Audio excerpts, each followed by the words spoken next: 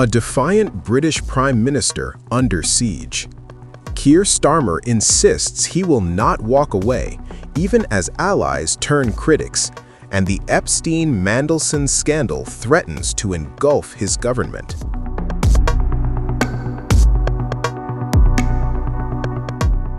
UK Prime Minister Keir Starmer is facing the most serious crisis of his 19-month premiership as fallout from the Jeffrey Epstein scandal intensifies pressure on Downing Street. Despite growing calls to resign, Starmer told Labour MPs on Monday that he would not abandon his mandate or responsibility, declaring he has won every fight he has ever been in.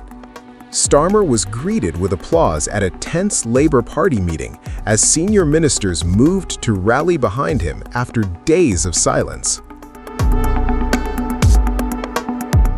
Mandelson was later sacked after U.S. congressional documents revealed the depth of his relationship with Epstein, including alleged leaks of confidential UK government information.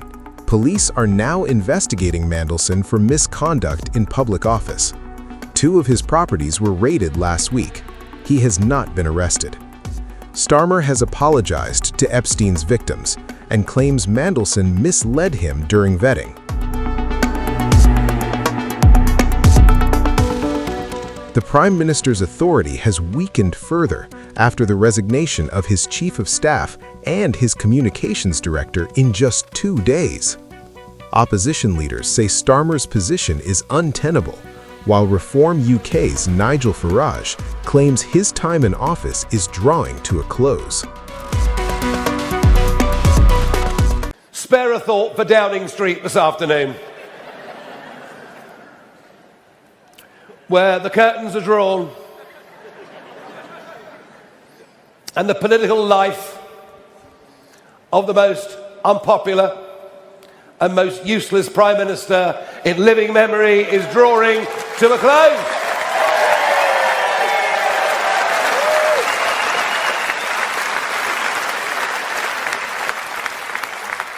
The Mandelson saga tells you all that you need to know. Its depth, the numbers of people it involves, the sheer level of corruption is probably the biggest political scandal we've seen for 100 years, and it's not as if the PM wasn't warned. Everyone knew that the bloke was a wrong 'un. He won't be there for long. He'll be gone and replaced by somebody undoubtedly far worse. Far worse. It took the Conservatives 14 years, 14 long years of disaster to get into the mess they did, and this mob have managed it within a space of 18 months. I suppose you've got to admire it, really. And the same comes for illegal immigration. Just think about it. How could it be in our interests to allow nearly 200,000 undocumented young males into our country?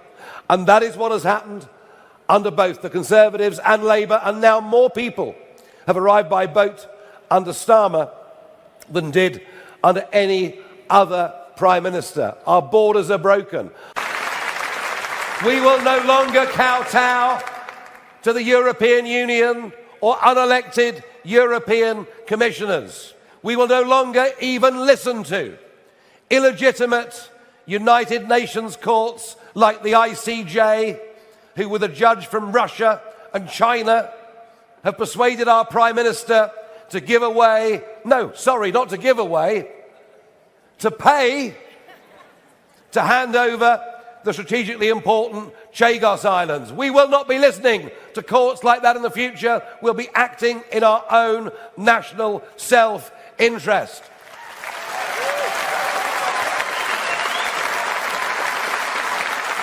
And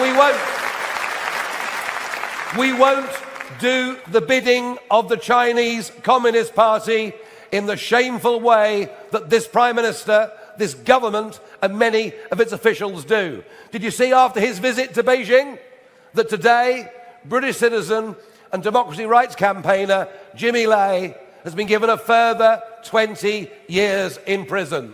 Starmer doesn't negotiate. Starmer doesn't stand up for the interests of British people, of whom Jimmy Lai is one. He surrenders at every twist and turn. And yes, we will control our borders. We will act in the national interest in terms of defence, in terms of waking up to the fact that our defences were shredded in 14 years of Conservative government, and despite all of Labour's promises, it isn't actually happening. And if we have to cut the welfare budget to make our defences stronger in a dangerous world, well then that is exactly what we are going to have to do. We can't defend ourselves right now. We need to be able to. Yes. Look, if a Prime Minister loses credibility, can't command the House of Commons, can't command his own party, doesn't have respect internationally, then it's not in the national interest for him or her to stay. So I think that he should resign, and I think that he will, before very long, resign. I think Anas Sarwar is a very big marker. I mean, how can Labour now fight the Scottish elections if Starmer stays as Prime Minister? It's virtually impossible, isn't it? And the same, I think, will come for Wales very, very shortly. Labour now trails Farage's anti-immigration party by double digits in recent polls, raising fears of a major political shift. The government plans to release tens of thousands of documents related to Mandelson's appointment, a move that could deepen scrutiny and decide Starmer's political fate.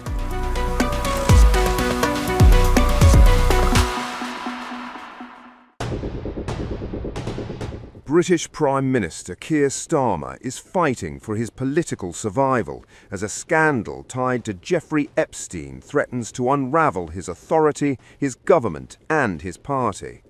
At the centre of the storm is Starmer's controversial decision to appoint Peter Mandelson as Britain's ambassador to the United States in 2024, a move now widely seen as a catastrophic misjudgment. Newly released US Justice Department files have laid bare the depth of Mandelson's relationship with Epstein, reigniting fury across Westminster and among Labour's own ranks. The documents reveal Mandelson remained in contact with Epstein even after the financier's 2008 conviction for sex crimes involving a minor. Worse still, emails suggest Mandelson shared sensitive, potentially market-moving government information with Epstein while serving as a senior Labour cabinet minister during the financial crisis. Starmer initially defended the appointment, then fired Mandelson last September after earlier revelations emerged. Now, with fresh disclosures piling up, that explanation is no longer holding. The fallout has been swift and brutal. Mr. Speaker, let me start where I must, with the victims of Epstein, and all of our thoughts are with them. Can I also say our thoughts are with all those who lost jobs, savings and livelihoods in the aftermath of the 2008 financial crash. To learn that there was a cabinet minister leaking sensitive information at the height of the response to the 2008 crash is beyond infuriating. And I am as angry as the public and any member of this House. Mandelson betrayed our country, our Parliament and my party. Mr. Speaker, he lied repeatedly to my team when asked about his relationship with Epstein before and during his tenure as ambassador. I regret appointing him. If I knew then what I know now, he would never have been anywhere near government. And that is why, Mr. Speaker, yesterday, the Cabinet Secretary, with my support, took the decision to refer material to the police. And there is now a criminal investigation. I've instructed my team to draft legislation to strip Mandelson of his title and wider legislation to remove disgraced peers. And this morning, I've agreed with His Majesty the King that Mandelson should be removed from the list of Privy Councillors on grounds that he's brought the reputation of the Privy Council into disrepute. Starmer's Chief of Staff, Morgan McSweeney, resigned, taking responsibility for advising the Prime Minister on the appointment. A day later, Starmer's communications chief, Tim Allen, followed him out the door. But for many in Labour, 2 resignations are not enough. The crisis escalated dramatically when Anas Sarwar, leader of Scottish Labour, publicly called for Starmer to resign, the most senior party figure to do so yet. Speaking in Glasgow, Sarwar said the distraction must end and that leadership in Downing Street needs to change. Good afternoon, everybody. I have, as you can imagine, done a lot of thinking over the last few days, and I am clear that I have to do what's right for my country, Scotland. This isn't easy, and it's not without pain, as I have a genuine friendship with Keir Starmer. But my first priority and my first loyalty is to my country, Scotland. And I am not willing to sacrifice Scotland's NHS, our schools, our communities, our towns, cities, villages and islands to a third decade of an SNP government. That's why the distraction needs to end and the leadership in Downing Street has to change. It is so obvious that we desperately need change in Scotland. And in 3 months' time, the opportunity to get rid of a failing SNP government is one that is too important to be missed. We cannot allow the failures at the heart of Downing Street to mean the failures continue here in Scotland. Because the election in May is not without consequence for the lives of Scots. Sarwar's intervention is particularly damaging.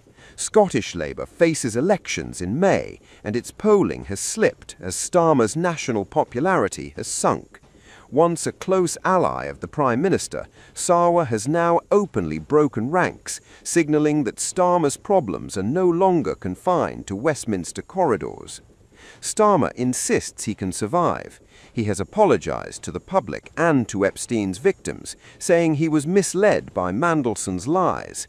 His allies argue that forcing out another Prime Minister so soon after Labour's landslide 2024 victory would repeat the chaos that destroyed the Conservatives. Veteran Labour Minister Jackie Smith has warned MPs to stop plotting, urging the party to focus on governing rather than infighting. Deputy Prime Minister David Lammy has publicly defended Starmer, citing his clear 5-year mandate from voters. But behind the scenes, unease is spreading. MPs are bracing for the release of files detailing how Mandelson was vetted, documents that could either vindicate Starmer's claim he was deceived or deepen the crisis further. Political danger looms on the horizon. A by-election later this month, followed by high-stakes elections in Scotland, Wales and across England in May, could turn into a referendum on Starmer's leadership. Meanwhile, Mandelson himself is now under police investigation over alleged misconduct in public office. As Labour fractures between loyalty and revolt, Starmer faces the oldest truth in politics, one captured by former Prime Minister Harold Macmillan. Events, dear boy, events. And right now, events are moving fast, and they are not in Keir Starmer's favour.